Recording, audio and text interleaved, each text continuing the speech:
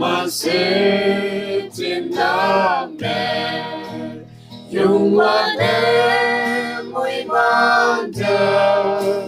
mùi hay man mùi dùng man bên hình dùng hàng Praise Allah thêm bé ngôi nhà Nhị cha Giêsu hậu lần hằng ghê thế mạnh tiếng đà la dùng hoàn ba ya ye na ye ni a tương bay ba ye ni na từ man tên có quang nghe từ nhẹ nhàng nào nắng nóc xa từ ma đã yên trên cơ mẹ dùng hoàn ba phải ngô nè tem ngô hàng Jesus bay na khi ông mẹ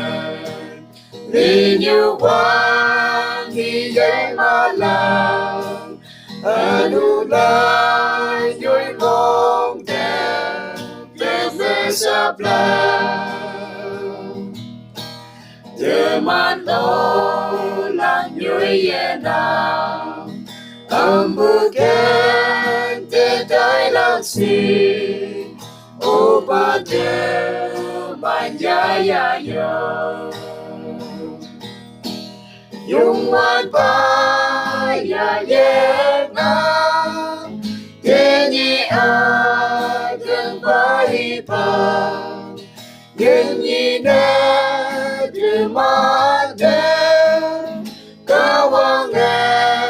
ye ni ni na đang nóc xa từ ma da yan trên cơ mẹ dùng hoàn ba phải ngô nè tìm ngô hàng ya yên bư chạy hay đâu là ya yên bư ya hay đâu là mỗi đi hết tìm ma nhẹ ngô lạc ya Jesus Christ, salvation sang, awe dan puye ông hang kete man hao nak si, yung man pa ya ye na,